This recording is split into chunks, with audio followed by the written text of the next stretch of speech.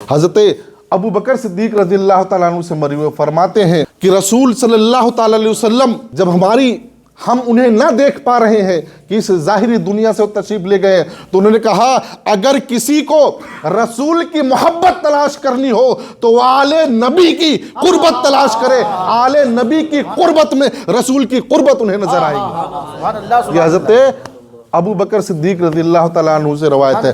حضرت عمر فاروق رضی اللہ تعالیٰ عنہ بیان فرماتے ہیں، کئی جگہ پر حضرت عمر فاروق نے فرمایا لولا علی لہلک عمر، کہ اگر علی نہ ہوتے تو عمر ہلاک ہو گیا ہوتا۔ اللہ اکبر اللہ اکبر۔ حضرت عمر رضی اللہ تعالیٰ عنہ نے جیسے ہی وہ جو ہے اسلام کے دوسرے خلیفہ بنے تو سب سے پہلے جو عہدہ یعنی کہ عہدہ قضا جس کو دارالقضا کہتے ہیں، وہ سب سے پہلا عہدہ جو ہے وہ مولا کائنات کرم اللہ وجہ الکریم کو فرمایا۔ حضرت مولا کائنات کرم اللہ وجہ الکریم نے کیا ارشاد فرمایا کہ یہ جو پورا قرآن ہے، اس پورے قرآن کا کو اگر مختصر کیا جائے تو وہ سورہ فاتحہ، سبحان اللہ سبحان اللہ، پورے قرآن کو مختصر کیا جائے تو سورہ فاتحہ کو مختصر کیا جائے تو بسم اللہ الرحمن الرحیم، اور بسم اللہ الرحمن الرحیم کا پورا علم بے میں ہے اور میں اس بے کا نقطہ ہوں۔ سبحان اللہ۔ پورے قرآن کا علم سورہ فاتحہ میں، سورہ فاتحہ کا پورا علم بسم اللہ شریف میں، اور بسم اللہ کا پورا علم بے میں، اور میں اس بے کا نقطہ ہوں۔ اور کیوں نہ ہو، اللہ کے رسول صلی اللہ تعالیٰ علیہ وسلم نے ارشاد فرمایا انا مدینۃ العلم وعلی بابہا، میں علم کا شہر ہوں اور علی اس کے دروازہ ہیں۔ یہ علم ہے، علم علی کے بارے میں۔ پھر اللہ کے حضرت مولا کائنات کرم اللہ وجہ الکریم ارشاد فرماتے خدا کی قسم مجھے معلوم ہے کہ قرآن کی کون سی آیت دن میں نازل ہوئی ہے، کون سی آیت رات میں نازل ہوئی ہے، کون سی آیت گرمی میں نازل ہوئی ہے، کون سی آیت سردی میں نازل ہوئی ہے، کس آیت کا کیا شان نزول ہے، کس آیت کا کیا مقصد ہے۔ میں قرآن کے حرف کو جانتا ہوں کہ قرآن کب، کیسے، کس لیے اور کس وجہ سے نازل ہوئی ہے۔ کیوں نہ ہو، انا مدینۃ العلم وعلی بابہا۔ علی کے علم کا اندازہ کیسے لگا سکتے ہو جب نبی کے علم کا اندازہ نہیں لگا سکتے؟ یہ رب کا انتخاب ہے، یہ رب کا انتخاب ہے کہ اللہ تبارک و تعالیٰ نے اپنے محبوب کے لیے حضرت علی کو منتخب فرمایا۔ یہ رب کا انتخاب ہے۔ آپ دیکھیں یہ غدیر خم عام طور سے بڑے سرسری طور پر ہم اس کو نظر آتے ہیں۔ اسلامی آپ تاریخ پڑھیں، اس تاریخ کا سب سے اہم حصہ اگر کچھ ہے تو وہ ہے غدیر خم اور حجۃ الوداع۔ حجۃ الوداع کے موقع پر اللہ کے رسول صلی اللہ تعالی وسلم تو ارشاد فرمایا، خطبہ حجۃ الوداع بہت مشہور ہے، کسی عربی کو کسی اعجمی پر، کسی کالے کو کسی گورے پر، ٹھیک ہے، کس فضیلت نہیں ہے، ٹھیک ہے، فضیلت والا کون ہوگا؟ جو رب کے نزدیک زیادہ تقوی والا ہو۔ وہیں پر اللہ کے رسول صلی اللہ تعالی علیہ وسلم نے ارشاد فرمایا، کیا فرمایا؟ تمام صحابہ کرام کی موجودگی میں، تمام صحابہ کرام کی موجودگی میں کھڑے ہیں، حضرت مولا کائنات کا ہاتھ اٹھاتے ہیں، ہاتھ اٹھانے کے بعد جب خطبہ دیتے ہیں، خطبہ دینے کے بعد فرماتے ہیں، خطبہ دینے کے بعد کیا من کنت مولاہ فہذا علی مولا، میں جس کا مولا ہوں اب علی اس کے مولا ہے۔ اللہ سبحان اللہ سبحان اللہ۔ یہ تو ایک بات ہو گئی، اب اس کے پیچھے کی چیزیں دیکھیں کیا کیا کچھ ہے۔ دیکھیں اللہ تبارک و تعالیٰ نے قرآن مجید میں اسی حجۃ الوداع کے پہلے ایک آیت نازل فرمائی، کیا ہے؟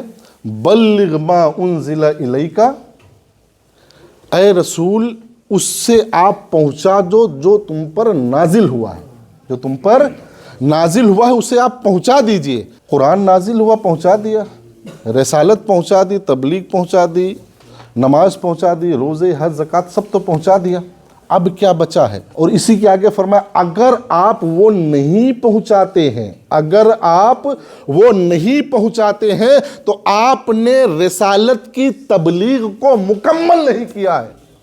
یہ قرآن، اگر آپ یہ نہیں پہنچاتے ہیں تو آپ نے رسالت کی تبلیغ کو مکمل نہیں کیا ہے۔ اس آیت کے نازل ہونے کے بعد اللہ کے رسول صلی اللہ تعالی وسلم حجۃ الوداع کے موقع پر کہتے ہیں، کیا کہتے ہیں کہ من کنتو مولاہو فہذا علی المولا، ہم نے خدا کی توحید کی تبلیغ کر دی ہے، اپنی رسالت کی تبلیغ کر دی ہے، اب جو خدا کی طرف سے تمہیں جو پہنچانا باقی رہ گیا ہے وہ یہ ہے کہ اب تم علی کو مولا تسلیم کر لو، علی کو مولا تسلیم کر لو۔ جب یہ حجۃ الوداع کے موقع پر یہ بیان ہو گیا، اللہ تبارک و تعالیٰ نے پھر قرآن میں آیت نازل فرما دی، الیوم اکملت لکم دینکم، آج ہم نے تمہارے دین کو تمہارے لیے مکمل کر دیا ہے۔ مولا ہونا، مولا یہ آپشنل نہیں ہے، آپ یقین یہ جانیے، دماغ میں رکھیں، علی کو مولا ماننا یہ آپشنل نہیں ہے، چننا ہے کہ یہ اس پہ ٹک کریں یا اس پہ ٹک کریں، کہ ایک طرف یہ ہے کہ ماننا ہے، ایک طرف ہے کہ نہیں ماننا، آپشنل نہیں ہے۔ اللہ کے رسول صلی اللہ تعالی وسلم مجھے حجۃ الوداع کے موقع پر یہ جملہ فرمانے سے پہلے کہ من کنتو مولاہ فہذا علی المولا، یہ جملہ ارشاد فرمانے سے پہلے کیا فرمایا؟ فرمایا کہ اے لوگوں، کیا میں نے تم پر جو ہے، جو ہمیں اللہ نے تمہیں بھیجنے کے لیے تم تک پہنچانے کے میں نے پہنچا دیا؟ فرمایا ہاں۔ تو اللہ کے رسول صلی اللہ علیہ وسلم نے ایک اور جملہ فرمایا، کیا فرمایا؟ انی اولا بالمؤمنین بانفسہم، میں جو ہوں، میں تمام مومنین کا مولا ہوں، تم اسے تسلیم کرتے ہو کہ نہیں کرتے ہو؟ سب سے پہلے کیا فرمایا کہ میں جو مولا ہوں، انی اولا بالمؤمنین، اپنے نبوت کی تبلیغ ہو گئی۔ بہت توجہ کے ساتھ دو ایسے موقع آئے جب تمام لوگوں کو بلا کر کے آپ نے جو ہے تبلیغ کی۔ کیا؟ ایک تو جب اللہ کی توحید بیان کرنے کے لیے آپ پہاڑ پر کھڑے ہوئے، اور کھڑے ہونے کے بعد پہاڑ کے سامنے تمام لوگوں کو بلایا، کیا وہاں پر فرمایا کہ اللہ ایک ہے، میں اللہ کا رسول ہوں، تسلیم کرتے ہو کہ نہیں؟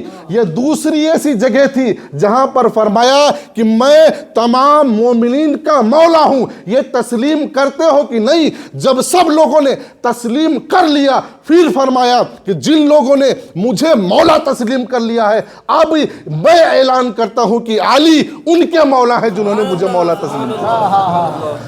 کیا وجہ ہے؟ فرمایا علی کی ولایت میری ولایت ہے، علی کو مولا ماننا مجھے مولا ماننا ہے، اور یہیں پہ انہوں نے یہ حکم دے دیا، آپشنل نہیں ہے، اگر تم مجھے مولا مانتے ہو تم پر لازم ہے کہ تم علی کو مولا مانو، تم پر لازم ہے کہ تم علی کو مولا مانو۔ علی کو مولا ماننا یہ ہمیں سوچے کہ چلیے ماننا ہے کہ نہیں ماننا ہے، اختیاری نہیں ہے۔ یہ جس طریقے سے توحید ماننا ضروری ہے، رسالت ماننا ضروری ہے، رسول کی محبت اس وقت تک کامل نہیں ہو سکتی جب تک علی کو مولا نہ مان لیا جائے۔ یہ کتنا آپ دیکھیں، مولا علی اکیلے واحد وہ شخص ہیں جن کے بارے میں تقریباً 300 آیات نازل ہوئی ہیں، تقریباً 300 آیات کریمہ جو ہے صرف مولائے کائنات کرم اللہ وجہ الکریم کے لیے نازل ہوئی ہیں۔ 5000 سے زیادہ حدیثیں، 5000 سے زیادہ حدیثیں حضرت مولائے کائنات کرم اللہ وجہ الکریم کے لیے جو ہے وہ اللہ کے رسول صلی اللہ علیہ وسلم نے ارشاد، 5000 سے زیادہ حدیثیں۔ یہ ہے مولا علی۔